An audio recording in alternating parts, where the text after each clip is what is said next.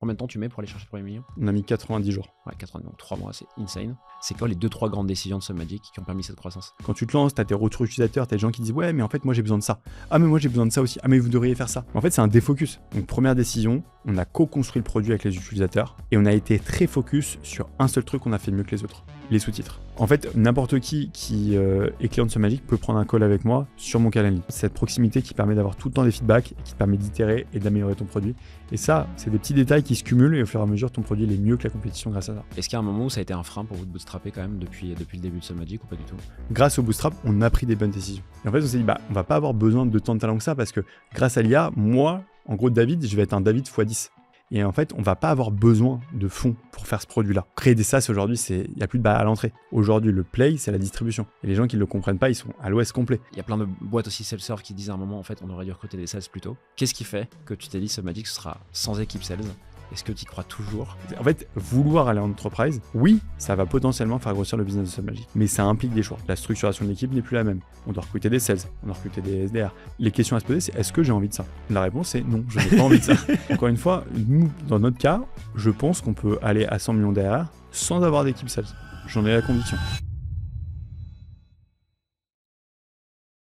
Avant de passer à l'épisode, je voulais te parler d'une stat très importante à mes yeux. 60% des auditeurs réguliers de ce podcast ne sont pas abonnés. Ça paraît futile, mais ça a une grande répercussion sur la visibilité de tous mes contenus. Je compte bien continuer à interviewer les profils les plus influents de l'écosystème produit et tech pour t'apporter de la valeur. Donc si tu veux me soutenir dans cette démarche, tu peux t'abonner et activer la cloche sur YouTube et mettre 5 étoiles sur Spotify, Apple Podcast ou Deezer. Merci d'avance et bonne écoute. Salut David, ça va? Ça va et toi? Ça va. Écoute, trop content de t'avoir sur le podcast dans un contexte très particulier puisqu'on est tous les deux à l'étranger dans la même ville. Et on s'était dit que c'était le bon moment. Ça fait 1 an que j'attends ça. Et il a fallu que quelqu'un de ton écosystème vienne sur le podcast il y a quelques mois pour que tu me dises, bon, en fait, ce serait bien qu'on fasse ce podcast. C'était qui? C'était Vide, CPO de Vide. Exact. C'est vrai. Ouais. T'avais déjà oublié. David, comme je l'ai dit en intro, tu es le cofondateur et le CEO de Submagic. Je l'ai rapidement dit en intro, mais je veux bien que tu le dises de tes propres mots. C'est quoi Submagic? Comment débarque cette idée dans ta tête?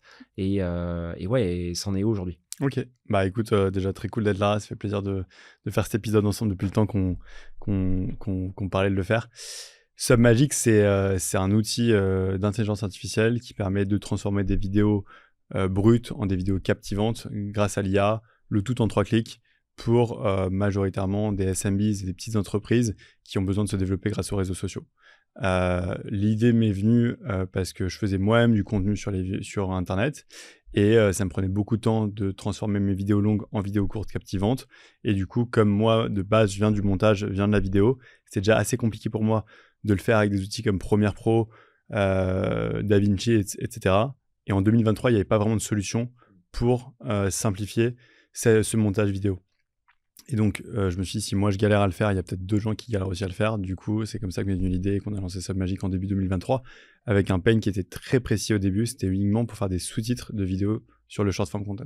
Alors, l'histoire, elle est assez cool parce que toi, tu n'as même pas 30 ans. C'est ta 3e boîte. Tu t'es associé à quelqu'un qui vit très très loin d'ici, que tu as rencontré sur une plateforme en ligne pour ceux qui connaîtraient la Startup School de YC, qui est une plateforme que Y Combinator a mis en place pour justement faire se rencontrer des cofondateurs complètement hors circuit en fait. Hein. T'es pas dépendant toi de l'accélérateur. Et en plus tu choisis d'y aller sur un mode qui est pas simple, qui est que vous bootstrappez la boîte de zéro complet. Pourquoi ce choix? Est-ce que tu l'as voulu directement? C'est parti d'une conviction ou est-ce que tu t'es dit en fait on va voir naturellement ce qu'on arrive à les capter puis on verra s'il y a besoin de lever? Écoute, c'est effectivement Submagic, le fait que ça soit ma 4e boîte et non pas la 3e, c'est ma 4e société. En fait, il y en a une que tu m'as pas dit. Ouais. En fait, j'ai fait pas mal de choses avant Submagic. J'ai monté des boîtes dans différents secteurs. Ouais. J'étais dans les domaines des jeux d'argent en ligne au départ. Après, j'étais en textile. Après, j'ai monté un petit software. Donc, j'ai attaqué le SaaS par un autre software dans un domaine très précis en France. C'est celui-là que et ensuite, j'ai fait Submagic. Et quand on a démarré Submagic, on avait déjà avec mon associé des convictions très précises sur ce qu'on voulait faire, quel type de société on voulait monter. Parce que lui et moi avions de l'expérience en entrepreneuriat. Lui avait déjà monté une boîte auparavant. Il a été CTO d'une boîte française qui s'appelle Castali pendant quelques années.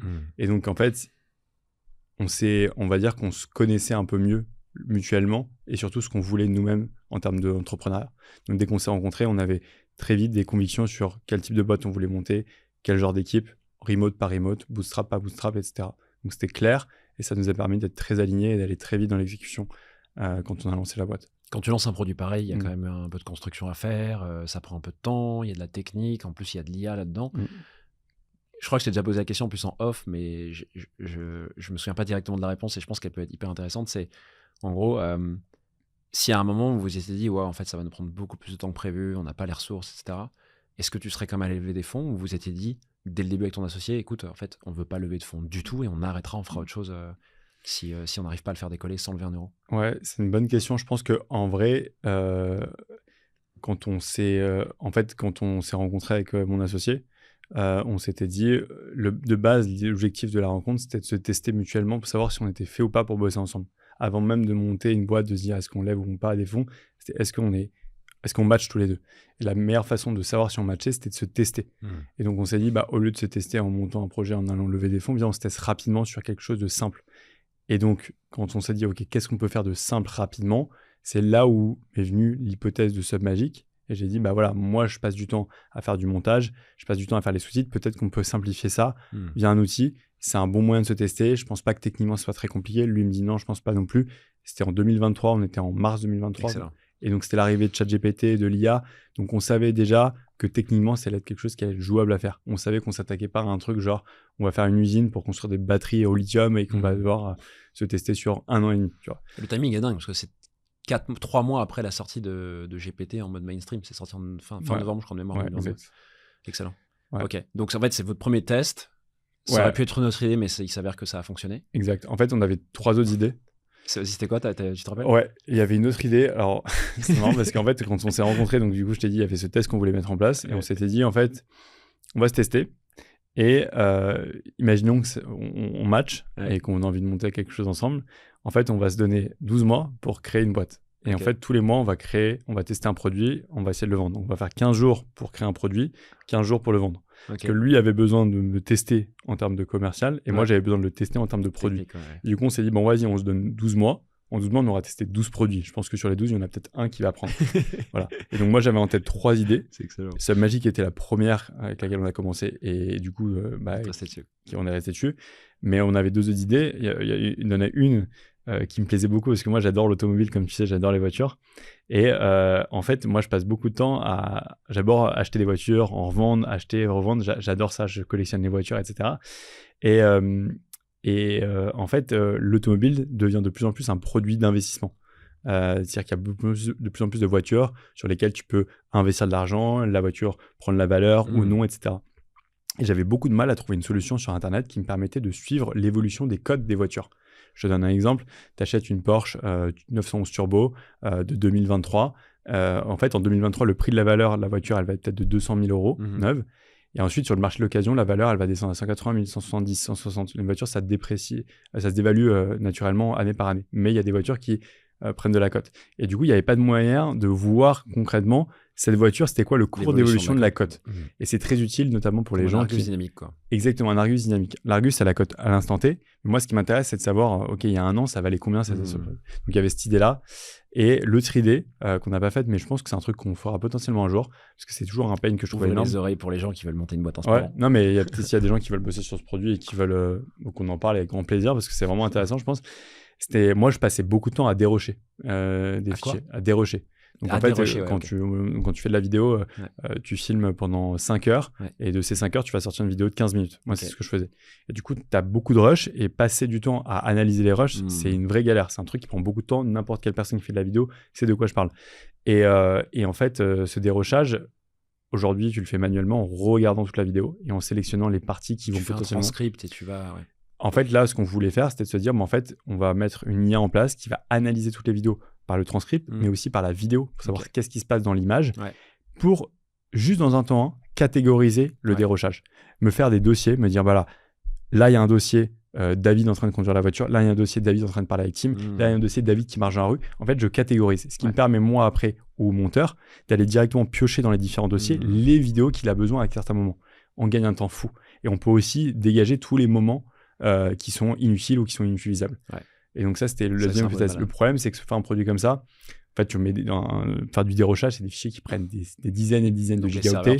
Les serveurs, généralement, il faut le faire en local. Enfin, il y avait des complexités techniques qui étaient plus galères que que Submagic. Et surtout, c'était un marché plus niché, mine de rien. En distribution, c'est pas pareil quand même. Parce qu'aujourd'hui, je pense que tu as des gens qui viennent pas de la vidéo, qui sont un peu des business guys ou girls, tu vois. Ouais, bien sûr. Qui utilisent Submagic. Là, tu vas Là, plutôt t'es très axé sur les agences vidéo, des producteurs, 100%. etc. Et tu as un play beaucoup plus B2B que B2C. Hyper intéressant. Et merci de. Tu vois, je savais pas, je découvre en live, donc trop bien. Donc, je comprends que le bootstrapping, en gros, c'était un. Tu vois, ça a été directement lié que vous aviez. Est-ce qu'il y a un moment où ça a été un frein pour vous de bootstrapper quand même depuis le début de Submagic ou pas du tout? Franchement, honnêtement, à aucun moment ça a été un frein. Okay. Et peut-être intéressant de mentionner pourquoi on a voulu bootstrapper. Parce qu'il y a les teams bootstrap, les teams non bootstrap, etc. C'est vrai qu'on n'a pas dit pourquoi. Le pourquoi il est intéressant parce que, en fait, 2023, on faut remettre le contexte, on voit l'IA arriver et très vite avec mon associé, on est aligné pour dire l'IA va chambouler la façon dont on travaille. La façon dont les équipes sont créées dans les boîtes, c'est plus pareil. En fait, avant, c'était on maximise le nombre de gens, on recrute, et on se rendait compte que l'IA, elle va potentiellement remplacer beaucoup de jobs qu'on a aujourd'hui. Et en fait, un humain va être capable de décupler la force de travail qu'il va avoir. C'était évident, on le voyait venir. Et du coup, on s'est dit, en fait, le modèle où généralement, quand tu lèves des fonds, tu fais deux choses. Soit tu recrutes, soit tu dépenses en marketing, ou tu dépenses en produit. Mais généralement, c'est pour recruter des talents. Et en fait, on s'est dit, on va pas avoir besoin de tant de talents que ça parce que grâce à l'IA, moi, en gros, David, je vais être un David x10. Tifei, ça va être un Tifei x10. Tu vois, le développement, c'était le premier truc qui était hyper impacté par l'IA. On va le voir. Et du coup, on s'est dit, en fait, il faut qu'on soit déjà dans cette ère de anticiper les retombées de l'IA. Et en fait, on va pas avoir besoin de fonds pour faire ce produit-là. Concrètement, quelqu'un aujourd'hui qui te dit, regarde, la preuve en est, aujourd'hui, on parle du fait que c'est la fast fashion du SaaS. C'est-à-dire que les SaaS, créer des SaaS aujourd'hui, il n'y a plus de barrière à l'entrée. Il y a 3 ans, ce n'était pas trop le cas, mais on le voyait déjà. On se dit, en fait, construire des produits techniques, ça ne va pas être très compliqué. Aujourd'hui, le play, c'est la distribution.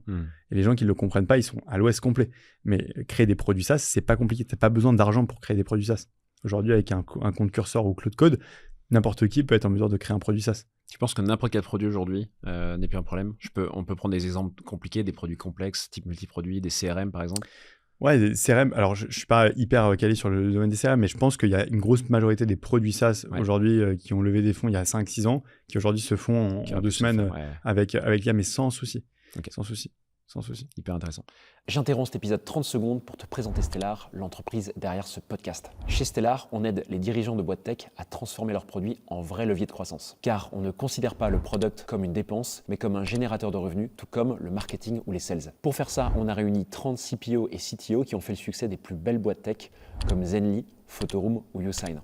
Et on a accompagné plus de 70 clients, comme TimeLeft, Joko et Phoenix. Donc si ton organisation produit ne participe pas encore à la croissance de ta boîte, on t'offre un audit de 30 minutes pour comprendre pourquoi. Tu as juste à cliquer sur le lien en description. Allez, on retourne à l'épisode. Y a pas de... Est-ce qu'il y a une décision que tu as prise depuis le début dans Submagic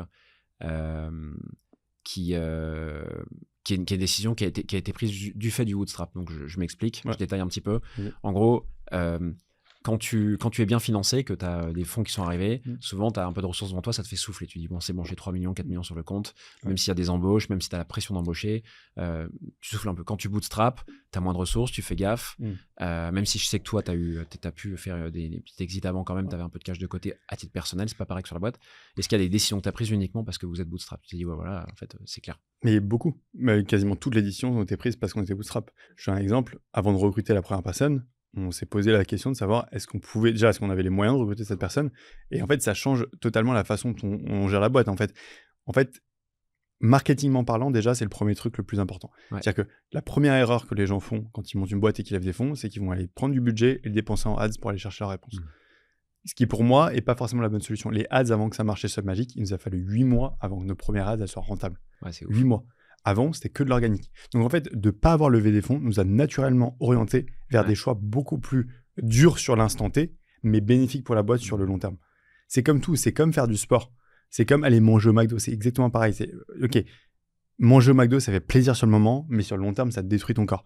Mais c'est pareil. En fait, lever des fonds à l'instant T, tu penses que ça te fait aller plus vite, ça te fait dépenser plus vite, recruter les bonnes... En fait, sur le long terme, c'est pas ça que ta boîte a besoin. Pour créer des fondations solides, justement, de penser en ayant peu, ça nous a forcé à faire les bons choix stratégiques, à prioriser l'EBITDA au lieu de la croissance à tout prix. En fait, c'était une chance qu'on a eue de bootstrapper. Franchement, je le tourne différemment. Grâce au bootstrap, on a pris des bonnes décisions. Vraiment. Donc, tu m'avais dit aussi en off que vous avez mis après 1 mois à sortir la première version fonctionnelle du produit, et donc d'avoir vos premiers clients, c'est ça? Entre le moment où vous commencez les premières lignes de code et le moment où vous distribuez. La croissance est assez hallucinante, tu vois, de la boîte. On a dit les chiffres en intro, 8 millions d'ARR, et en plus vous avez commencé très très tôt à aller chercher le premier million. Je crois. Combien de temps tu mets pour aller chercher le premier million? On a mis 90 jours. 90, donc 3 mois, c'est insane. C'est une boîte qui est archi rentable, comme elle est bootstrappée, qui n'a pas de fonds, et que en fait vous prenez les bonnes décisions. Tu dirais que c'est quoi les 2-3 décisions qui ont accéléré? Donc tu m'as parlé de 90 jours, on va les avoir vite. C'est quoi les 2-3 grandes décisions de SubMagic qui ont permis cette croissance? Je dirais que, premièrement, la première décision qui nous a permis d'en arriver là aujourd'hui, c'est de croire au fait que le short-form content allait révolutionner la façon dont les gens communiquent sur Internet. Donc croire, c'est une vision qu'on s'est lancée, on s'est dit, OK, le short-form, en fait, tout tend vers raccourcir le temps qu'on passe. Enfin, tout, tu sais, je sais pas si tu vois, mais on passe de moins en moins de temps à lire, tout se fait de plus en plus vite, on accélère les vidéos YouTube, on écoute les podcasts en x2, enfin, tout est dans le condensé. Tu veux une question, tu veux ta réponse, tu vas sur ChatGPT, tu vas plus chercher la réponse, enfin, voilà. Et donc, le short form, c'est la suite logique. Sur les vidéos, tout est en condensé, etc. Donc, en fait, on voit ça arriver en 2023, on se dit, en fait, non, mais en fait, tout va tendre vers ça. Les blogs, ça va un jour, je pense, disparaître vers des vidéos YouTube. Et les vidéos YouTube, un jour, vont être raccourcies en vidéo short form. Donc déjà, c'est première décision. Et se dire, toutes les entreprises, les SMBs qui font du marketing classique, comme tu connais, blog, paid, SEO, etc., email marketing également, vont devoir se mettre sur le short form content. Pourquoi? Tout simplement parce que la majorité des clients qui targetent, ils passent leur temps sur le short form content. Tu passes beaucoup plus de temps à scroller sur Instagram que regarder tes emails par jour. Tu vois. En fait, c'est le média qui t'attire le plus.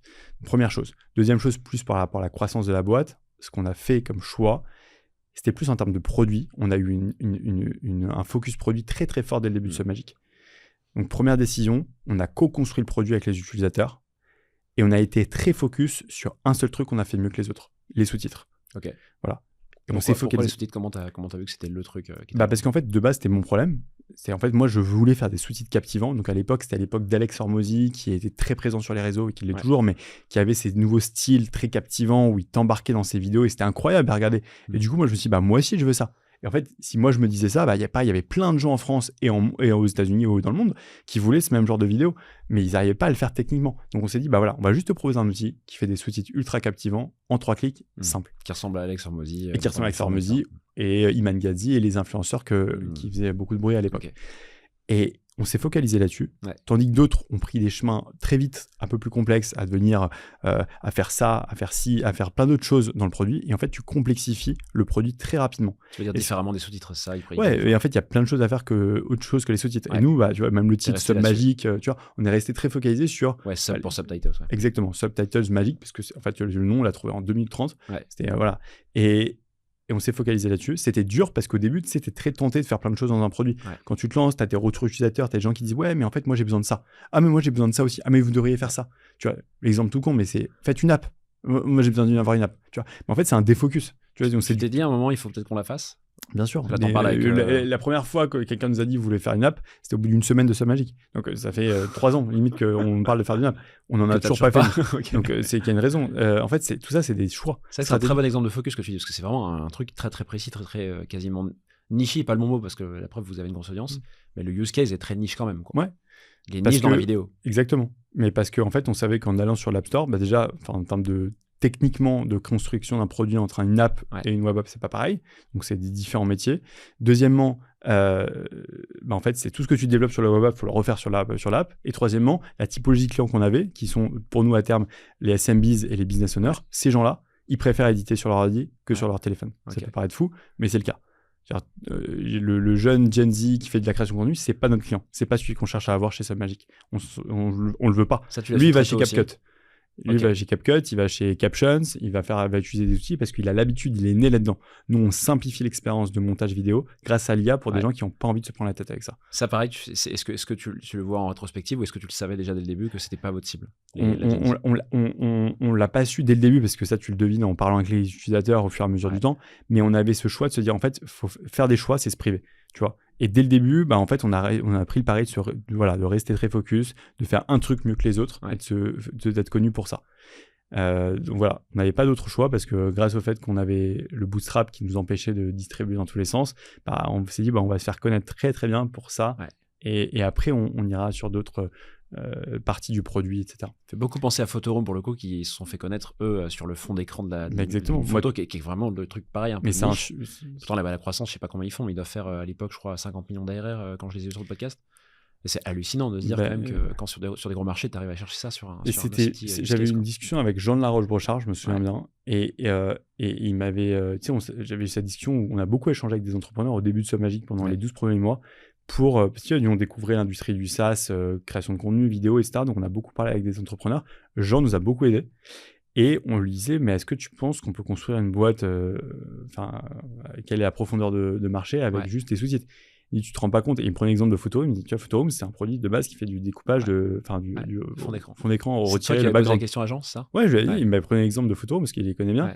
Et il dit, mais en fait, il y a pas, tu te rends pas compte, on est sur un marché mondial, on n'a pas de limite de pays, nous, chez SubMagic. Pareil chez Photoroom, de langue non plus. Ça, c'est des choses qui sont incroyables. Ça change tout. Et donc, du coup, en fait, on sous-estime en fait, les gens pensent toujours, on a besoin d'avoir plein de features, plein de produits pour aller attaquer, pour grossir. Mais en fait, non. Le bon shot au bon moment, à la bonne audience, suffit largement pour faire une boîte très très saine et qui marche très bien. Et ça dépend vraiment de ta cible. Pour le coup, je vais te prendre un contre-exemple complet, mais qui marche très bien, c'est Penny Lane. Marché français pour le moment, ils partent en Allemagne là. Produit extrêmement complexe, mais il est dû à la cible, parce qu'en fait, la compta, c'est extrêmement compliqué. Bien sûr. Les comptables ont besoin de faire plein de choses autour de la compta, en fait. Mais tu vois, sur un marché qui est réduit en termes de volume par rapport à ce que vous faites. 100%. Bon, on verra après ce qui se passe pour eux, tu vois. Mais comme quoi, toutes les stratégies sont possibles. C'est juste que dans une stratégie de bootstrap mondiale, comme vous l'avez monté, boîte en full remote, etc., tu peux te permettre de faire ce que tu as fait. Et c'est assez ouf, tu vois. Mais je vais te donner un exemple, et je suis d'accord avec toi. Penny Lane, tu vois, si demain je devais faire Penny Lane, je pense pas que je pourrais bootstrapper Penny Lane. Enfin, peut-être potentiellement pas. J'ai l'exemple pourquoi, parce qu'ils sont sur un marché de la comptabilité en France, si je dis pas de bêtises, je connais pas très bien le produit, mais il me semble que c'est ça. C'est un produit qui est complexe avec des législations, des normes. Il y a déjà des acteurs sur le marché. Donc en fait, pour pénétrer le marché, il faut aller vite, il faut aller fort. Il faut une stratégie de distribution, peut-être sous format de sales. Tout ça, ça demande de l'investissement. Donc là, il y a peut-être un autre play à faire. Mais nous, on n'était pas sur ce play-là à l'époque. Donc en fait, la question à se poser, c'est... Exactement. C'était en fait, on voulait se dire comment on peut vendre mondialement avec le moins de personnes possible. En fait, tu fais un produit un peu... pour faire des sous-titres, tu n'as pas besoin d'avoir des sales pour aller le vendre. Tu vois. Donc ça dépend de la typologie de produit et de ce que les gens veulent faire avec leur boîte. En fait. On va parler de ça. Donc tu as donné deux décisions que tu nous as données. La première, c'est effectivement votre opinion forte et de rester là-dessus. La deuxième décision, c'est... Zut, on vient d'en parler à l'instant. Super, merci beaucoup Tim pour l'écoute. La deuxième décision, c'est le produit simple, le produit focus. Exactement, le focus. Est-ce qu'il y a un troisième truc que tu voudrais donner? Sinon, j'ai de quoi t'aider si j'avais sur l'influence. Sur le marketing, sur la distribution. Moi, je viens de l'influence marketing de base. Dans ma première boîte, on a fait énormément d'influence dans les paris sportifs. On s'est fait connaître grâce à ça. Moi, j'ai commencé ça en 2016, 2017. C'était le début de l'influence marketing avec Instagram, Snapchat, etc. À l'époque, on était même sur Periscope. Donc c'était vraiment, je sais pas si tu te souviens de Periscope. Si, bien sûr, c'est ouf. Et en fait, j'ai amené le playbook de l'influence sur le software. Alors, je suis pas le seul à l'avoir fait du tout, mais en 2023, c'était quand même un peu nouveau. Et grâce à ça, on a eu une espèce de moat qui nous a permis de grossir très vite, où en fait, il y avait énormément d'influenceurs et d'affiliés, du coup, parce qu'on a recruté énormément d'affiliés aussi, qui se sont mis à promo de SubMagic de façon organique. Et ça nous a fait énormément de viralité sur le produit. La viralité nous a amené énormément de croissance. Est-ce que tu as poussé pour ça au début ou est-ce que tu l'as vu, tu as vu des gens naturellement le faire et tu t'es dit, vas-y, je vais à fond? Tellement vite. En fait, ce qui est dingue, quand on parle de product market fit, c'est là où tu le sentais. Moi, je me souviens, je me suis dit un jour, je me suis réveillé un matin, j'ai appelé Tiffany, je lui ai dit, moi qui est mon associé, je lui ai dit, je sens ce que c'est un product market fit enfin dans ma vie. Genre là, je le sens. En fait, tu le sens quand ton business grossit sans que tu saches pourquoi. En fait, tu n'arrives même plus à contrôler. En fait, il y a des gens qui viennent de partout, qui te contactent de partout, qui veulent même promouvoir ton produit sans que tu demandes de promouvoir ton produit. En fait, ça fait une traction inverse. C'est-à-dire que tu n'as plus besoin de faire d'efforts, ça vient à toi limite. Et tu le sens ça, les influenceurs, ils commencent à promouvoir le produit, etc.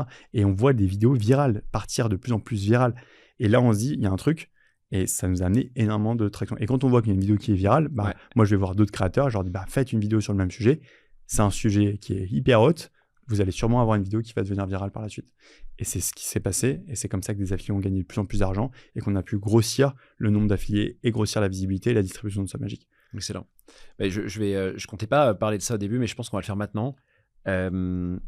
Tu as parlé en troisième décision, la grosse décision de SubMagic, tu as parlé de la distribution. Tu l'as dit un petit peu au début, aujourd'hui, vous n'avez pas d'équipe commerciale. SubMagic, c'est 16 personnes, essentiellement concentrées sur des profils, de ce que je comprends, qui sont... il y a vous, il y a la partie tech. Vous êtes combien d'ingénieurs dans la boîte ? Il y a le split des 16, c'est 6 personnes au produit, 3 personnes au marketing, finance, admin, on va compter 3 personnes, et 3 personnes au customer support, et moi. Et produit, tu mets les ingés dedans. Produit, j'aime bien un product. Ouais, bien sûr. Parce que les gens, souvent, c'est l'inverse. Non, mais product, on a un product gross, on a un product designer, et on a 4 ingénieurs dev. Ouais, je veux bien qu'on parle de ça justement. Avant d'attaquer ces sujets d'équipe produit, très tôt, tu as dit les sales, ce ne sera pas pour nous. J'ai pas envie qu'on y aille. Et en fait, le produit va se distribuer sans. Beaucoup de gens, alors là, pour le coup, moi, j'ai fait un paquet d'épisodes là-dessus, etc., te disent. Comment dire, il y a plein de boîtes aussi self-serve qui disent à un moment, en fait, on aurait dû recruter des sales plus tôt. Je parle là des fondeurs de Notion, je parle des fondeurs de Linear. Tu peux parler à un mec comme Thibaut Elzière d'Exa, qui chez Fotolia à l'époque, même s'il faisait quasiment 100 millions de chiffres d'affaires, se disait waouh, nos concurrents c'est Shutterstock. Et les gars, à un moment, ils ont rempli des buildings, l'Empire State Building à New York avec une équipe sales, et ils nous ont éclaté. Bon, t'en es pas encore à 100 millions, mais ça va vite et je te le souhaite. Mais et c'est aussi des convictions perso, tu vois. Qu'est-ce qui fait que tu t'es dit, SubMagic, ce sera sans équipe sales? Est-ce que tu y crois toujours? Et pour combien de temps, à ton avis? La grosse question, ouais. C'est vraiment une question, genre, à dire. Non, je pense que objectivement, ce qu'il faut se demander comme question, c'est qu'est-ce que nous, on veut en tant que fondateur? Qu'est-ce que tu veux que ta boîte ressemble dans 1 an, 2 ans, 3 ans? T'as encore le droit à ça, parce que souvent, on se dit que... En fait, quand tu lèves des fonds, tu choisis plus trop la direction de la boîte. En fait, tu as besoin de faire de la croissance à tout prix. Donc, en fait, le chemin logique, c'est quand tu fais du SaaS, quand tu es en self-serve, tu passes en mode mid-market, up-market, enterprise, et tu vas recruter une équipe sales. Quand tu es en mode enterprise, généralement, en fait, on veut toujours ce qu'on n'a pas. Donc, les boîtes d'entreprise, elles veulent toutes devenir bonnes en self-serve, et celles qui sont en self-serve, elles veulent aller en enterprise. Ce que je remarque, c'est des choix. En fait, c'est des choix. En fait, vouloir aller en enterprise, oui, ça va potentiellement faire grossir le business de SubMagic. Oui, on va pouvoir signer des deals à 12, 15, 20 000, 30 000 d'ARR potentiellement. Oui, la rétention va être bien meilleure, mais ça implique des choix. Ça implique des choses. La structuration de l'équipe n'est plus la même. On doit recruter des sales, on doit recruter des SDR, on doit recruter... En fait, le play de SubMagic n'est plus le même. Même les valeurs de la boîte vont changer. La façon dont on bosse en remote, ça ne sera peut-être pas forcément la même chose. Mon travail sera différent. Les questions à se poser, c'est est-ce que j'ai envie de ça? La réponse. Voilà, c'est ça la question. Et donc, la réponse, c'est non, je n'ai pas envie de ça. Aujourd'hui, j'ai pas envie de ça. Laissez-moi tranquille. En fait pourquoi? Parce que je pense que, en fait, ça dépend du produit aussi que tu as. Tu vois, un Notion, ça fait sens, qu'il y a beaucoup d'entreprises qui l'utilisent, des grosses entreprises, etc. Mais, encore une fois, nous, dans notre cas, je pense qu'on peut aller à 100 millions d'ARR sans avoir d'équipe sales. J'en ai la conviction. Et je le vois, par exemple, Agen, je crois qu'ils vont arriver à 100 millions d'ARR, ou ils le sont peut-être déjà. Il n'y a pas d'équipe sales. Il y a très peu. Ouais. Non, pas vraiment. Eux sont dans la génération de vidéos. AI Avatar. Il me semble qu'ils ont une équipe sales maintenant, mais je ne crois pas que ça doit représenter beaucoup leur business. Mais ce que je veux dire, c'est que le marché est tellement large, il y a tellement à faire sans aller se compliquer la vie avec l'entreprise. Pour moi, c'est se compliquer la vie. Ce n'est pas mon domaine. Ce n'est pas un truc où je suis bon là-dedans. Moi, je m'amuse. J'ai envie de m'éclater parce que quand je m'éclate, je bosse bien. Et quand je bosse bien, on fait du bon business. Et donc, tu vois, si tous les jours, je passe mon temps à essayer de recruter une équipe sales, moi, j'aime pas, je vais à contre-courant.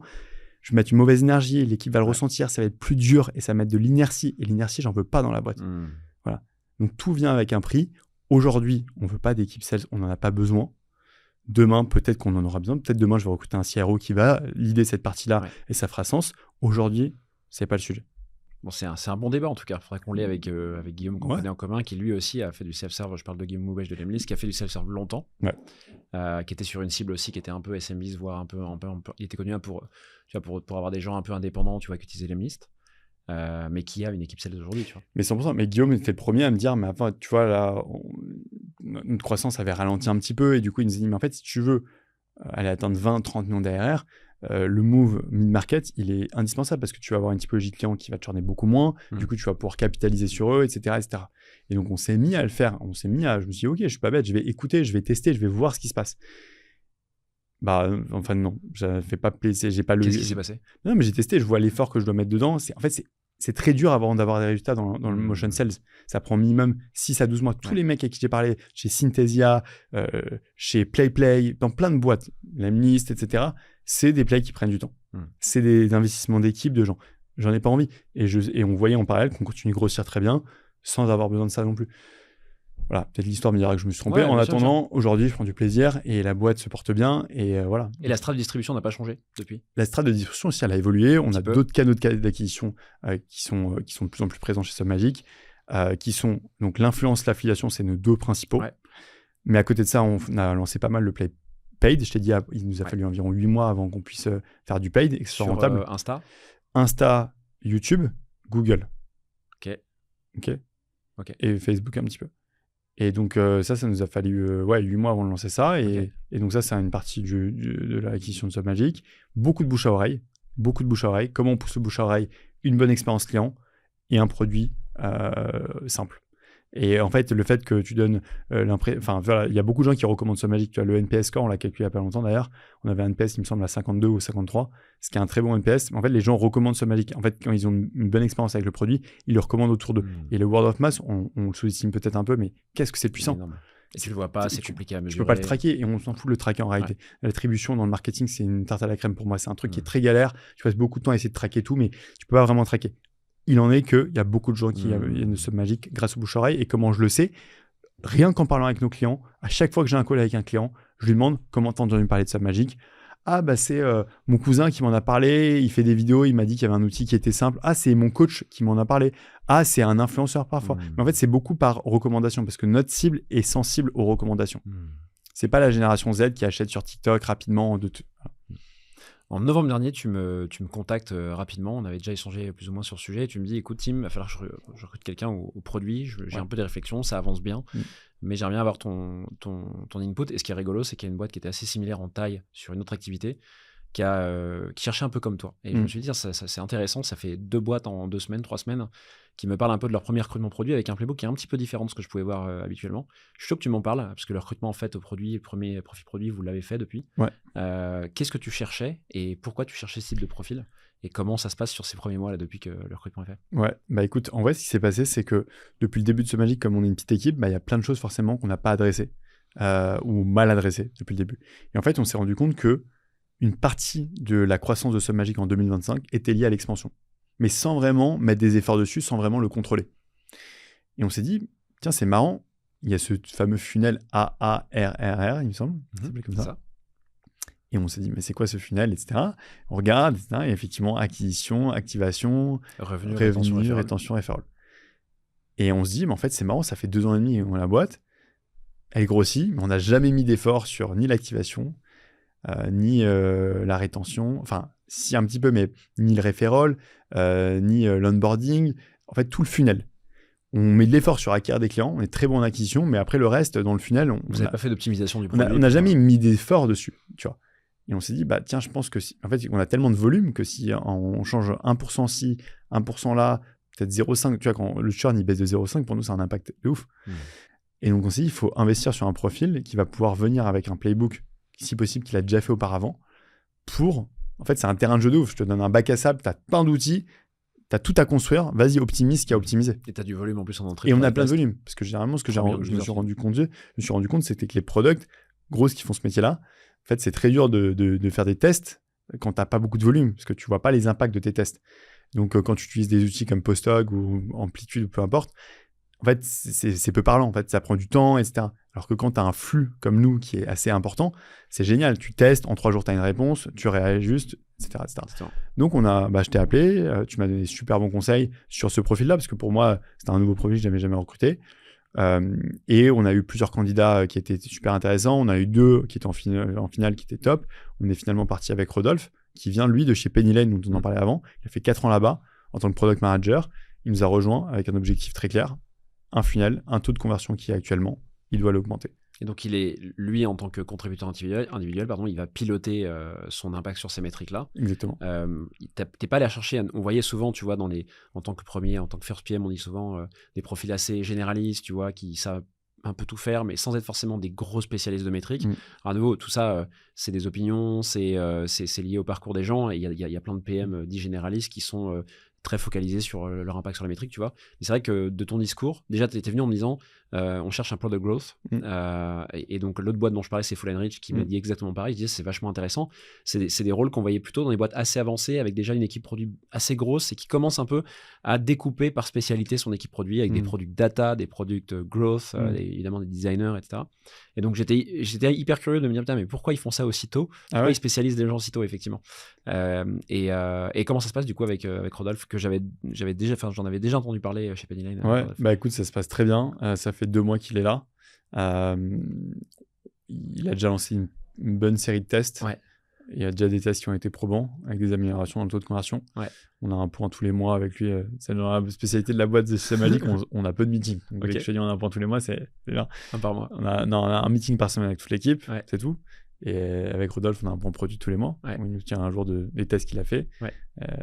Il y a plus Steve, mon associé, qui passe du temps avec lui semaine par semaine pour voir les différents tests qu'ils mettent en place, les prioriser, etc. Et on a déjà des résultats qui sont très positifs. Donc on va dans le bon sens et on a une batterie de tests qui est monstrueuse. En fait, c'est hyper excitant de se dire, en fait, on a 45 trucs à tester. Il y en a qui ont plus d'impact que d'autres potentiellement. On va les prioriser et on va les tester. On va voir l'impact que ça a sur le business. C'est génial, tu vois. C'est clair. Donc, et lui te fait un peu un reporting de l'évolution de ses métriques sur lesquelles il bosse. Exactement. Mois, j'imagine. Ouais. Il a mis en place un dashboard. Le premier mois était majoritairement passé sur mettre en place les outils d'analyse pour voir les impacts qu'il faut traquer. Bien sûr. Donc Postog, on utilise Postog chez nous. Ça va mis pas mal de temps.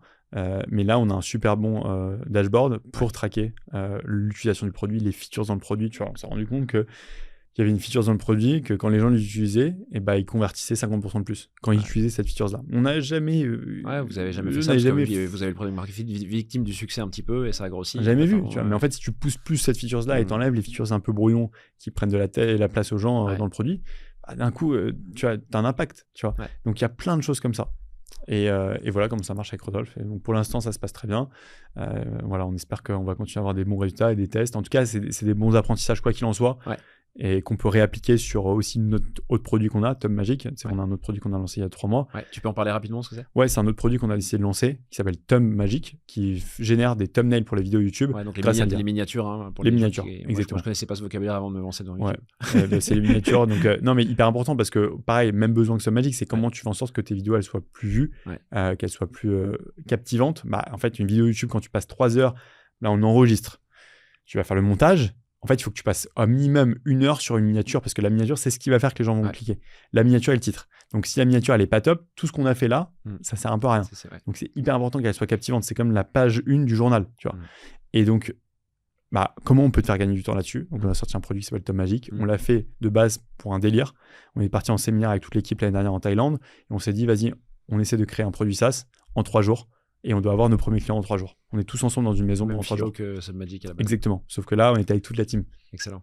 On l'a fait et on a une vidéo YouTube d'ailleurs qui sort pour montrer tout de A à Z. On a tout filmé. Faut qu'on mette le lien dans la description. Ouais, vas-y, avec plaisir. Et on a chopé nos 3 premiers clients au bout de 3 jours. Excellent. Le produit était live en 3 jours. Des upsells de vos clients existants ou des nouveaux clients? C'était... non, la règle qu'on avait, c'est qu'on n'avait pas le droit de venir de clients de Tom Magic. Excellent. Donc, ils devaient trouver des clients par l'organique. Et ils ont trouvé des clients via, je crois que c'était une vidéo Instagram qui a fait genre 1200 vues et il y a eu 3 conversions. Excellent. Ou c'était marqué Tom Magic quelque part sur la vidéo? Ouais. On avait le lien directement Tom Magic avec le produit. Mais je te montrerai la vidéo, elle est très marrante. Et donc, du coup, il y a ce produit-là qui est live. Et du coup, en fait, tous les learnings qu'on a sur Tom Magic, on veut les appliquer sur Tom Magic aussi. Excellent. Juste pour reboucler et terminer sur ce recrutement-là de PM. Toi, tu es venu avec tes propres mots, un petit peu candide, de manière candide, en disant il me faut quelqu'un qui soit un peu product growth. Rodolphe n'était pas un product growth de base, que je comprends qu'il était PM en fait, assez full stack chez Penny Lane. Est-ce que tu sais si son rôle a vraiment évolué par rapport à Penny Lane? Ouais, son rôle a vraiment évolué, je sais. Parce qu'entre Penny Lane et chez nous, il est passé par le wagon. Ok. Et il s'est formé sur l'IA à fond. Ok. Il est venu chez Tom Magic avec un mindset totalement différent. Où lui, l'IA, c'est son cowork, son copilote, mais all day long. Oula, que je fais beaucoup de franglais. Quelle horreur. Toute la journée. Mais il fait toute la journée, il bosse avec l'IA. C'est un truc de ouf. Et en fait, je sais que son rôle, là, c'est plus un rôle d'optimisation du funnel qui est, il me semble, un peu différent de ce qu'il faisait chez Penny Lane auparavant. Grâce au fait qu'il a été chez le wagon et où il a été formé un peu plus sur la partie grosse. Et si tu avais un conseil à donner à un autre fondeur ou une autre fondatrice qui est un peu dans peut-être dans le même space que toi, même type de produit que toi, même stade d'avancement que toi, et qui réfléchit à la première personne à recruter au produit, avec tous les gens avec qui tu as parlé, donc il y a eu moi, mais je sais que tu as parlé à d'autres personnes, etc. Ce serait quoi les conseils que tu aurais à donner pour recruter ce type de profil? Il ne faut pas le faire trop tôt non plus. Je pense qu'il faut le faire à un moment où tu as assez de volume et tu te dis, un peu comme nous, je pense que c'était le bon moment pour recruter. Je pense qu'il y a 2 ans, ça aurait été 2 ans, ça aurait été trop tôt, bien évidemment, mais il y a 1 an, ça aurait été encore un peu tôt. En fait, la team n'était pas forcément structurée parce qu'en fait, le product growth, il a besoin aussi d'une partie technique pour mettre en place ses tests. Tu vois, il a besoin aussi d'un product designer pour tester des pop-up, tester des il y a plein de choses. Donc, il travaille avec le product designer, il travaille avec l'équipe tech aussi. Il n'est pas non plus 100% autonome. Donc, il faut que ton équipe elle soit quand même bien structurée, je pense. Déjà un bout d'équipe pour pouvoir bosser. Exactement. Et donc, moi, j'attendrais que ce soit le cas pour recruter. Sinon, il se met à faire des tests dans le vide. On ne peut pas les tester et on perd du temps et de l'argent. Alors, c'est peut-être d'ailleurs un sujet dont Rodolphe est responsable maintenant, ou quelqu'un d'autre dans l'équipe, tu vas me dire, sur le pricing. Il y a plein de questions sur le pricing et je pense qu'on n'aura pas le temps de tout adresser. Les grosses questions du moment, c'est notamment sur le pricing AI, qui est un peu technique. Mais peut-être juste parler de pricing au sens large du terme sur SubMagic. Tu as fait évoluer tes prix depuis le début? Ouais, on a fait beaucoup de tests sur les prix. Depuis, on a commencé les tests de prix environ 1 an après avoir lancé SubMagic. Ok, ça coûtait quoi au début? C'était quoi les offres? Au début, la première offre, c'était à 5 € par mois. Donc, non, mais on a testé le produit très rapidement. C'était un abonnement, c'était même du one-shot, il n'y avait même pas d'abonnement au tout début. Donc, on a vraiment, au début, testé pendant 1 mois. T'as fait du sans abonnement au début? Ah ouais, je sais pas. Au début, c'était tu payais à la vidéo. Ah, tu payais à la vidéo? Tu payais la vidéo. Donc, c'était 5 € 3 vidéos. As you go. Payé as you go. Bon, au bout d'un mois, on a trouvé un peu notre modèle. On a gardé les prix comme ça. Et pendant 1 an, on n'a rien touché. Rien. Ça marchait très bien. La boîte, le 5 € par mois? Non, pardon. Là, c'est 5 € par mois, c'était les premières semaines. Après, à bout d'un mois, on avait 3 plans qui étaient, il me semble, 15 €, 30 € et 50 € par mois. Ça, c'est après 1 mois, vous avez mis ça? Voilà, on a mis ça en place. C'est assez classique de SaaS. Exactement. Et on l'a fait au doigt levé, le pricing, pour être tout à fait honnête. T'as regardé les concurrents vite fait et tout, même pas? Ouais, un petit peu. On voyait, en fait, tu vois, est-ce que les gens étaient prêts à payer? Est-ce qu'on leur posait la question? Est-ce que ça semble cher, pas cher? Tu vois, voilà, c'est fait comme ça. Comme la boîte a très très vite grossi, en fait, quand les choses vont bien, t'as pas besoin de changer les choses quand ça va bien, tu vois. Donc, au bout d'1 an, on a commencé à se dire, putain, il y a des choses à tester sur le pricing potentiellement. On a mis en place des tests, on a testé d'augmenter les prix, on a testé de réduire les prix, on a testé pas mal de choses, on a testé de mettre des pricing dans différentes devises. C'est des AB tests que vous faites? Toujours AB tests, toujours. Pricing en dollars, pricing en euros, pricing en roupies pour l'Inde. Pricing du monde là-bas, ouais. Parce qu'en fait, on a beaucoup de clients en Inde, ils peuvent pas payer les mêmes prix qu'ils payent en Europe. Ils n'achètent pas dans les devises européennes. Donc voilà, ça a eu de l'impact. On a testé pas mal de choses. Ce qu'on s'est rendu compte, c'était que les tests pricing avaient beaucoup d'impact sur le revenu de la boîte. Beaucoup. Et donc, de grossir les prix n'était pas forcément ce qu'il nous fallait. Donc, on a testé d'augmenter et on est revenu à des prix un peu plus bas qui nous positionnent mieux sur le marché. Une offre plus concurrentielle. Et ouais. Donc ça, c'était une bonne surprise. Parce qu'en fait, d'augmenter les prix, c'est pas forcément tout le temps la bonne solution. Ouais, on nous dit souvent augmente tes prix tous les ans, etc. C'est un peu un... Non, l'ARPU augmente de mois en mois sur Magic. Je crois qu'il a fait plus de 50% depuis qu'on a lancé la boîte. Donc l'ARPU augmente parce qu'on a l'add-on, Magic Clips, parce qu'on fait beaucoup d'expansions, parce que les prix aussi ont aussi un peu augmenté par rapport à avant. Et aussi, on vend des packages de AI Credit aussi, en plus dans l'abonnement. Donc il y a des choses qui permettent de rendre l'ARPU plus haut. Mais globalement, les prix, on n'est pas dans une stratégie où on va tous les gens augmenter les prix de X%, etc. Tu fais encore du pricing par siège? On fait pricing par siège. Pour être tout à fait honnête, c'est un truc qui marche pas très bien chez nous. Ok. Non, ça marche pas très bien chez nous. C'est pas un truc qui représente une grosse partie du tout de notre business. Pas du tout. Donc c'est quoi là? C'est du pricing par mois, Ouais, c'est pricing par plan, par mois. Ouais. Simple. Par siège aussi. Quand tu invites des gens, naturellement ton prix il augmente, mais il n'y a pas beaucoup de gens qui invitent des gens dans leur team. Généralement, ils utilisent SubMagic encore assez de façon indépendante. T'as pas fait du pricing au résultat ou toutes les choses qu'on commence à voir dans les AI un peu? Non, j'ai vu ça sur Intercom, ils font ça, pricing par ticket résolu. Sur Intercom, je sais pas si tu as vu ça. Ouais.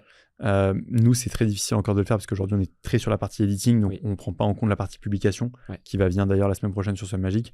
Publication, analyse de résultats. Pour l'instant, c'est très lié au nombre de vidéos que tu fais. Le pricing, on essaie de le garder le plus simple possible. Nous, ce qu'on essaie de faire, juste le learning de ça, c'est très facile de faire un pricing compliqué. Moi, je me mets à la place du client, je me dis comment je arrive sur un produit que je connais pas, je veux comprendre rapidement, savoir ce que je vais payer, ce que ça va me coûter, et ce que je vais avoir pour le prix que je vais payer. Et donc, en fait, toutes les complexités pricing, le nombre de crédits, on n'a jamais fait un truc par crédit. Tu vois, en mode, tu achètes 2500 crédits, après tu te débrouilles pour le nombre de vidéos. Parce que je trouve que c'est dur à percevoir la valeur que tu vas avoir. C'est pas transparent, moi je comprends rien, ce truc. Tu comprends. Donc je me dis, bon, on va prendre cette charge mentale pour nous en interne, on va faire les calculs de notre côté, on va anticiper, voilà, et on va lui faire un pricing où en fait tu payes X nombre d'euros par mois et tu as accès à tant de vidéos. Basta, c'est clair. Voilà. Donc on essaie de garder le pricing le plus simple possible. Nice. Et tu t'es mis une routine de dire tous les X temps, on reparle de pricing et on voit ce qu'on fait? Ou pour l'instant, non? Pas vraiment, mais tu vois là, on lance un test de pricing cette semaine. C'est un test de design de pricing.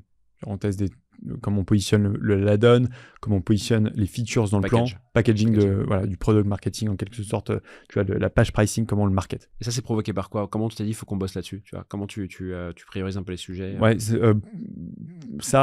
que je pense que ça faisait beaucoup de temps qu'on avait la même page pricing et qu'on s'est dit, tu vois, je commençais à la regarder, elle commence à être un peu floue. Non, et j'avais aussi des retours, il me semble, d'utilisateurs qui me disaient, ouais, je comprends pas très bien ça, est-ce que c'est inclus dans le plan, pas inclus? Il est compliqué votre pricing. Tu vois, quand tu entends ça 1, 2, 3 fois, au bout d'un moment, tu dis, OK, il va peut-être falloir qu'on fasse une petite passe dessus. Ouais. Ok, hyper cool. Sur les sujets d'AI, on a parlé un petit peu en préparant cet épisode et je sais que tu n'es pas lead sur ces sujets-là, mais ravi un peu d'avoir quand même un peu ton point de vue sur notamment ce qui sort de l'AI. Donc vous, en fait, pour avoir été utilisateur et client du produit, concrètement, ce qui se passe, c'est que tu envoies une vidéo YouTube d'une heure, 1h30. Donc, je l'ai fait moi avec les vidéos de la chaîne YouTube du podcast. Ce que tu veux idéalement en sortie, c'est des shorts qui soient un peu les meilleurs shorts sortis de la vidéo, bien coupés au bon moment, avec le bon subtitle qui va bien, etc. Ce que tu choisis, tout n'est pas fait full automatiquement. Tu as encore une liberté de choix pour rendre ça vraiment dans l'ADN un peu de ton podcast, etc. Et ce qui est très dur en fait, c'est te dire mais comment est-ce que sur la quinzaine de shorts qui va être proposée automatiquement par Submagic, la qualité est bonne, quoi. C'est bien découpé au bon moment, le rendu est bon, ça coupe pas en plein milieu alors que je fais une grimace, des trucs comme ça. Comment vous assurez ça aujourd'hui? C'est pas facile du tout comme un challenge technique, tu vois. C'est quoi un peu les règles, si tu en as en tête, qui vous permettent ça? Alors effectivement, c'est pas facile. C'est une partie qui demande beaucoup d'itération. Donc c'est la constante évolution. Avec l'équipe, on fait évoluer ça depuis le début qu'on a sorti Magic Clips. En fait, tout ce qui est prompting derrière l'ingénierie de comment on choisit des clips, elle s'améliore. On l'entraîne sur différents modèles, sur différentes vidéos qui sont virales. Et ça demande du temps. On ne peut pas s'assurer de la qualité. En revanche, on donne des pourcentages de ce qu'on pense être une vidéo virale dans ce qu'on sort des vidéos du client chez Submagic. Et c'est de l'itération. On prend les retours, on améliore, on prend les retours, on améliore, etc. Mais ça, c'est pour la partie Magic Clips. Pour la partie transcription, aujourd'hui, on passe par une API. C'est pas nous qui faisons la transcription. On n'a pas développé des modèles LLM, bien évidemment. Ça, c'est pour les sous-titres dont tu parles. Exactement. C'est pour les sous-titres, mais c'est aussi pour Magic Clips. Parce que la façon dont les clips sont découpés, c'est par le texte. C'est par le texte. Donc, si le texte est bien transcrit, déjà, c'est hyper important. Tu vois. Pareil pour les B-roll. Pareil pour... on passe par Eleven Labs pour la partie son, réduction de bruit en arme. Tout ça, comment on s'assure que l'output est bien en choisissant des bons fournisseurs d'API, des bons LLM, en choisissant les bons produits, et en les testant et en les améliorant au fur et à mesure, en étant toujours dans cette dynamique d'itération. C'est marrant parce que hier, je crois, il me semble que j'ai reçu un message. Je te montre ça parce que tu vois, ça rejoint vraiment avec ce qu'on se dit. C'est un client à nous, tu vois, donc, qui s'appelle Pascal, qui fait des vidéos depuis pas mal de temps sur YouTube. Il a une chaîne YouTube, etc. Et il me dit, tu vois, hier, j'ai bossé un long moment sur Submagic et je trouve que l'algo de l'IA est vachement amélioré, de l'IA de Magic Clips. Il m'a trouvé des bons passages et fait des bonnes coupes. Il y a beaucoup moins de déchets qu'avant. Bravo. Tu vois, donc ça montre, et on reçoit souvent des messages comme ça, tu vois, des progressions, et c'est comme ça que ça se passe pour la partie de découpage de long format. Et ça fait trop plaisir de lire ça. Je suis en mode trop cool parce que en fait, c'est de l'effort que tu peux pas trop percevoir directement. Mais au fur et à mesure, on sait que notre IA, elle devient de plus en plus. Ouais. Et tu es souvent en lien directement sur WhatsApp avec tes clients ou c'est juste... Énormément. Tous mes clients peuvent avoir mon numéro WhatsApp personnel. C'est le même numéro que de ma mère. C'est utilisateur, donc là-dedans, ça fait beaucoup de clients. En fait, n'importe qui est client de Submagic peut prendre un call avec moi sur mon Calendly. Déjà, premièrement. T'as Calendly qui est sur la page directement. Ouais. Ils peuvent booker un call, ils peuvent parler avec moi, ils peuvent échanger avec moi.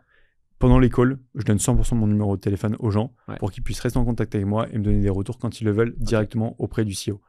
Et ça donne une expérience client déjà incroyable. Les clients s'en souviennent à vie. Deuxièmement, j'ai des retours comme ça que je viens de te montrer qui sont déjà qui me font trop kiffer. J'ai passé une putain de journée hier parce que j'ai ce client-là qui me dit ça fait plaisir. Bien sûr, Et troisièmement, c'est cette proximité qui permet d'avoir tout le temps des feedbacks et qui te permet d'itérer et d'améliorer ton produit. Et ça, c'est des petits détails qui se cumulent et au fur et à mesure, ton produit il est mieux que la compétition grâce à ça. Nice. Au tout début de l'épisode, on a parlé d'un truc qui était que le fait de bootstrapper. Alors déjà, tu disais que vous aviez des convictions fortes parce que toi, tu étais toi-même déjà monteur de vidéos, gros consommateur, etc. Donc, tu avais des convictions fortes qui te venaient de par ton parcours et tes centres d'intérêt. Tu disais que le bootstrapping faisait qu'en fait, vous prenez des décisions qui sont assez fortes, qu'il n'y a pas beaucoup de choix et qu'il faut être très, comment tu dis, précis dans le focus que vous donnez à toutes vos actions. Aujourd'hui, comment tu décides qu'une fonctionnalité, c'est non? Tu vois, que tu te dis, putain, j'ai envie d'y aller quand même, mes concurrents le font pas, on pourrait y aller, ou alors ils le font mal. Comment tu arbitres? Est-ce que vous avez une méthode aujourd'hui avec ton cofondateur et l'équipe, ou est-ce que c'est encore beaucoup à l'intuition et comment ça se fait? C'est une super bonne question parce que je pense que c'est un des sujets les plus importants dans une boîte, la priorisation de features, notamment dans les produits SaaS. Parce que c'est très simple, comme on l'a dit au début de l'épisode, de faire des choses, de faire des features, de développer des produits aujourd'hui grâce à l'IA. Tu peux tout faire, mais tout faire ne veut pas dire mieux faire, ne veut pas dire que c'est mieux. Less is more, c'est notre croyance chez SubMagic. Donc on essaie de se dire, ok, comment on peut faire uniquement ce que les gens ont besoin? Et c'est pas évident parce que c'est contre-intuitif de penser comme ça. Et j'étais le premier à vouloir faire des features dans tous les sens. Mon associé, lui, vient du produit, a créé un website builder pendant plusieurs années, et donc il avait cette stratégie, cette mentalité du 3 clics, de la simplification, de la priorisation. C'est lui qui a vraiment géré toute cette partie-là, et je lui tire mon chapeau parce qu'il a fait un travail exceptionnel, et c'est une des raisons principales de pourquoi SubMagic a si bien réussi. Pour répondre à ta question, la façon dont on priorise les features aujourd'hui, c'est souvent par une espèce de matrice assez simple, bête et méchante, impact, effort, gain. Donc l'espèce de truc qui ressemble au RICE que tu as entendu parler. On le fait même pas comme ça, tu vois. En réalité, on regarde les features, elles sont listées, on a un notion très clair, roadmap, les features, les tickets, évolution, et après on voit l'impact potentiel sur les clients. Quels clients on les demande? Est-ce que c'est nos clients qu'on veut targeter ou c'est d'autres clients? L'effort pour la faire et le gain potentiel. Voilà, et on choisit comme ça, on arbitre. Voilà, il y a aussi une part d'intuition. Là, on est en train de travailler sur un truc très intuitif. Il n'y a pas vraiment de data pour le dire. On n'est même pas rentré dans la matrice, là. On n'est même pas rentré dans la matrice et ça nous prend 80% de notre temps à l'équipe produit parce qu'on pense que c'est un énorme bet pour 2026. Et ça, il n'y a pas vraiment, c'est de l'intuition. Et j'aime bien, je veux la garder, cette intuition, parce que pour moi, l'entrepreneuriat, il y a une partie d'intuition, il y a une partie de feeling, il y a une partie de chance aussi. Moi, j'adore ça, je trouve que c'est excitant. Donc on essaie de pas tout est dans le contrôle de 1 + 1 = 2. Non, il y a des choses que tu peux pas expliquer dans le produit, il y a des choix que tu as envie de faire qui sont pas forcément rationnels mais qui sont bons. Et ça, j'essaie de le conserver. Est-ce qu'il y a une situation où Rodolphe, par exemple, quelqu'un de l'équipe tech, est arrivé en disant « Je crois pas à ton intuition, elle est pas bonne. D'ailleurs, voilà la donnée qui nous prouve que non ». C'est arrivé déjà? Ouais, alors avec Rodolphe, on a eu un cas comme ça récemment où dans le reporting, j'ai été surpris par une data. Et je suis ravi quand c'est le cas, quand tu me prouves que j'ai tort, je suis très content parce que en fait, il n'y a rien de mieux que. En fait, on déteste chez SubMagic faire du travail de laboratoire. Ce qu'on appelle du travail de laboratoire, c'est viens, on se pose autour de la table et on se dit est-ce qu'on devrait. Non, viens, on augmente les prix. Non, mais attends, je pense que Magic Clips, la donne, on ne devrait pas le mettre dans le prix. Et on parle de ça pendant 2 heures. Et ça, on déteste. Parce que, en fait, on peut discuter de ça pendant des mois et ne pas prendre de décision. Donc, dès qu'on a des doutes, ce qu'on fait, c'est qu'on lance des tests, tout simplement. J'ai tort, t'as raison, c'est quoi? Testons. Même mindset que SubMagic au début. Tu veux qu'on monte une boîte ensemble? Testons notre collaboration et on verra la réponse. La solution se trouve dans les tests, tout le temps. Donc, ta capacité à itérer, ta capacité à tester rapidement, c'est ce qui fait pour moi la qualité des très bons entrepreneurs dans le software aujourd'hui. D'aller vite, d'actionner, tester, prendre des décisions. Je peux avoir tort, je peux avoir raison. La seule façon de le savoir, c'est de tester. Donc, si Rodolphe vient avec de la donnée qui te contredit, avec plaisir, on s'est trompé. Et c'est trop bien. Rodolphe, si tu nous entends. Et Rodolphe, on l'a chez nous et on le paye aussi pour qu'il nous dise des trucs qui ne vont pas aussi. En fait, le learning, on gagne tout le temps. En fait, c'est soit on fait un test, il est positif et on a gagné on le garde et ça augmente le business. Soit on fait un test, il est négatif, mais c'est un test en moins qu'on fera pas demain comme erreur. Donc on gagne aussi en clarté sur la direction qu'on prend. Tu vois ce que je veux dire? Bien sûr.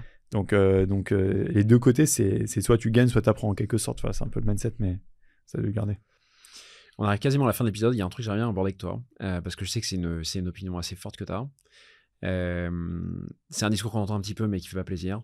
C'est le fait qu'il y a beaucoup d'affronts entre la distribution et le produit, un peu de camps, ce qui est un peu bête en réalité, parce qu'en fait, les deux devraient se parler tout le temps, ou cohabiter. Qu'est-ce que tu penses de ça? C'est-à-dire, en gros, c'est quoi ton opinion sur le fait que est-ce que le produit à distri doit gagner aujourd'hui? Est-ce que ça dépend du stade de développement d'une boîte? Comment faut le voir tout ça, tu vois? On a parlé un tout petit peu des sales notamment.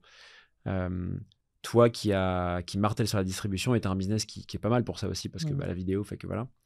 Tu as dû entendre parler d'entrepreneurs qui disaient non, mais c'est le produit d'abord et le reste on s'en fout. C'est quoi ton opinion là-dessus? C'est clair, j'ai entendu des entrepreneurs.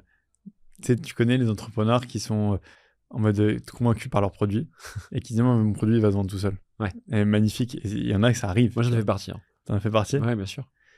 Comment ça? Bah, on avait une audience sympa en product. Quand on a lancé notre premier service, on s'est dit ça va le faire tout seul, quoi. On va envoyer un mail sur une newsletter à 10 000 abonnés, puis ça va le faire tout seul. Alors, à la limite, là, je me contredis parce qu'il y avait quand même la distribution. Ouais. Mais tu vois ce que je veux dire, on s'est dit ça va se faire tout seul en inbound, quoi. Moi, j'ai entendu pas mal de podcasts de gens qui montent des produits et qui avaient vraiment cette conviction-là. Et franchement, respect, moi, j'y crois peu. En tout cas, j'y croyais peut-être à l'époque. Ouais. Aujourd'hui, j'y crois plus du tout, du tout, parce que le SaaS devient une commodité. Le SaaS, construire des produits, ça devient en fait n'importe qui. Il y aura des milliers de produits. Et très bien. Le sujet d'aujourd'hui, c'est la distribution. Si tu ne le comprends pas, qu'aujourd'hui, la distribution, ça vaut 100 fois plus que le produit, je ne sais pas où est-ce que tu te réveilles le matin et ce que tu regardes et ce que tu lis, mais tout est un sujet de distribution aujourd'hui. Et pour moi, c'est évident. Alors, bien évidemment, si tu distribues un produit qui est pourri, ta boîte, elle ne va pas aller très loin, c'est sûr.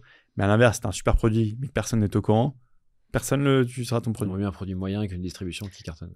Ce qui est souvent le cas dans des boîtes qu'on voit d'ailleurs, des boîtes à succès. Ouais, exactement. Moi, il y a sûrement, je te dis encore une fois, il y a sûrement des produits qui sont meilleurs que SubMagic sur le marché, mais tu n'en as jamais entendu parler et tu les connais pas. Ce qui fait notre succès, c'est qu'on arrive à distribuer notre produit. Voilà. Mais pour répondre à ta question, je pense que, c'est un débat un peu, qui s'en termine pas, mais le produit, c'est important. Aujourd'hui, sans distribution, t'es mort et il faut que tu masterises la distribution. Il faut que tu masterises la distribution, il faut que tu apprennes un product aujourd'hui, doit comprendre comment les algorithmes d'Instagram fonctionnent, il doit comprendre qu'est-ce que les gens veulent voir, c'est ultra important. Il faut que tu comprennes comment tu peux, avant même de vendre ton produit, avant même de le créer, il faut que tu comprennes comment tu peux le distribuer. Pour moi, c'est la première question à se poser quand tu montes une boîte. Demain, je remonte une boîte, je vais réfléchir à la stratégie de distribution, avant même de faire un truc. Je monte un resto, comment je vais pouvoir distribuer et faire ramener des gens dans mon restaurant? Quelle stratégie d'acquisition je vais faire? C'est ça la clé pour moi aujourd'hui. Et n'importe quelle boîte, n'importe quel business, quand je parle à un business, pas un truc genre très B2B enterprise où les process sont très différents. Je te parle d'un truc qui touche des gens qui consomment du format vertical en d'autres. Donc c'est pour ça que je pousse les gens à faire du format vertical, je pousse les gens à faire du contenu. Je vois pas, s'il y a une boîte demain, je refais une petite parenthèse, mais j'ai vu récemment que la boîte Neuralink d'Elon Musk, elle a 2 jobs opening en ce moment. Un des job openings, Neuralink, on parle de Neuralink, la boîte du futur pour moi. Très hardware, avec des scientifiques derrière. Un produit qui va révolutionner le monde. Pour moi, c'est potentiellement l'une des futures plus grosses boîtes au monde. Un des 2 job openings, c'est Content Creator. Tu vois, ça montre à quel point que les boîtes qui sont dans le futur, qui sont en avance par rapport à tout ce qui se passe en Europe, sont déjà en train de penser à comment on va créer du contenu, comment on va créer de la distribution. Et la nouvelle distribution, c'est la création de contenu. Et ton opinion sur les équipes, les fondateurs qui veulent se mettre en avant comme des brands un peu incarnés ou des médias. Est-ce que tu as une opinion là-dessus, à nouveau biaisée parce que SubMagic fait que tu es dans un écosystème où ça c'est facile? Ouais. Est-ce que tu penses que tous les fondateurs, parlons de Neuralink par exemple, doivent être leurs propres médias? Pas forcément, parce qu'il y a des contre-exemples de boîtes qui ont, c'est pas le cas et ça marche très bien. Ils sont discrets. Ils sont discrets et ça fonctionne très bien. En fait, tout a un avantage et des inconvénients. Quand le fondateur incarne la marque, le fondateur devient dépendant aussi de la marque. Donc, ça vient avec un prix à payer. Moi, je connais des boîtes qui ont très bien marché. Je connais des magnifiques boîtes françaises de SaaS. Les fondateurs, tu ne sais même pas qui c'est derrière. La boîte se développe très bien. À l'inverse, je connais des boîtes comme, tu vois, Guillaume, c'est un bon exemple. Guillaume incarne sa boîte. Elle l'a beaucoup incarné. Et les ministres marchent très bien. Donc, moi, je pense que c'est quelque chose qui a un avantage. Ça t'amène beaucoup de connexions, ça te facilite la façon de recruter des gens. Enfin, tu connais tous les avantages de faire de la création de contenu aujourd'hui. Et je pense que ça a plus d'avantages que d'inconvénients aujourd'hui. Et je pousse n'importe quel entrepreneur qui lance sa boîte, surtout au début, de faire la distribution via son personal branding, via lui et jouer Lovable. Je crois que dans la team de Lovable, je crois que ils ont tous les salariés, ils ont un minimum. Tout le monde poste, il y a une grosse partie. Aussi, ouais, mais je crois que dans le top 20 des salariés de Lovable, il y a plus de 10 000 followers chacun. Il y a Félix au design, qui c'est assez étonnant, c'est très fort. Félix Haas, effectivement, tu as Elena Verna ou Roth, qui de base a une audience monumentale. D'ailleurs, elle a été, je pense, embauchée aussi grâce à ses compétences, mais grâce à son audience. 100%. Probablement. Anton, le CEO, qui est. Ouais. Je connais pas de l'équipe, mais effectivement, ils ont beaucoup, même des ingés, je crois, qui sont. Mais bien sûr. Ouais. Et c'est comme ça, parce que les gens aujourd'hui achètent différemment qu'à l'époque. Les gens achètent. Par la confiance, ils achètent par le fait de connaître la personne avant d'acheter le produit. Donc en fait, quand tu passes du temps à consommer du contenu de Timothée, par exemple, en fait, toi tu me connais pas, mais moi j'ai déjà passé 7 heures avec toi, sans que tu le saches. Et je t'ai consommé du contenu pendant 7 heures. Et donc du coup, en fait, moi j'ai l'impression d'avoir beaucoup confiance en toi, parce que j'ai vu de quoi tu parlais, etc. bah, le jour où tu vas me contacter pour me proposer quelque chose, moi, le sujet confiance, il est déjà cassé. Mmh. Enfin, il est déjà résolu. il est déjà résolu. Donc, en fait, tu as déjà fait 90% de la vente. C'est ça, en fait. Sans compter le recrutement derrière aussi, ton équipe, etc. Recrutement, mais il y a beaucoup de choses que tu peux pas trop contrôler aussi, bien sûr. qui sont des avantages indirects. Bien sûr. Très fort. Bah écoute, très clair. Est-ce qu'on a fait le tour, David? On avait beaucoup de sujets là. Ouais, moi je pense qu'il faut faire du format vertical.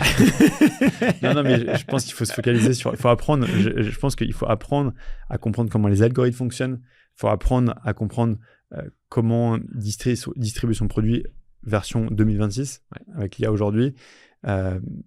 Créer du contenu, c'est le futur pour moi. La création de contenu, c'est vraiment le futur. Et si tu l'embarques pas avec toi, je pense que ça va être compliqué de continuer avec les canaux d'acquisition classiques. Et on le voit d'ailleurs, hein, j'ai vu le cours de bourse de SimilarWeb, je ne sais pas si tu es au courant de SimilarWeb. Le cours de bourse, la boîte, elle est valorisée 200 millions d'euros aujourd'hui. Elle était à 2 milliards il y a 1 an et demi. Tout s'écroule. Avec la SaaSpocalypse dont on parlait. Ouais, mais parce que en fait, les gens consommeront de moins en moins le web, mais de moins en moins. C'est normal, les gens vont de moins en moins lire des articles de blog. Les gens vont de plus en plus soit consommer du format vertical ou du contenu vidéo, soit aller sur ChatGPT ou Claude demander la question. C'est tout, poser la question. Pour moi, c'est soit l'un, soit l'autre. Ça va être de plus en plus segmenté. Pardon, pas segmenté, mais tu vois... Il y aura une distinction entre les... Enfin, il y aura un fossé, c'est ça que tu veux dire? Ouais, il y a un gros fossé. Hein. Il y aura vidéo, ChatGPT, IA, et l'ancien monde avec je vais consommer un article de blog et je vais chercher sur Google, page 3, ma réponse. J'y crois plus. Okay. Voilà. Très belle conclusion. Merci beaucoup, David, d'être venu sur le podcast. Merci à toi. C'était trop cool de faire ça. Ouais, c'était trop cool. Merci on fait ça vite et je veux que les résultats soient doublés la prochaine fois qu'on Allez, on espère. qu'on enregistre. Salut, mec. Salut, mec.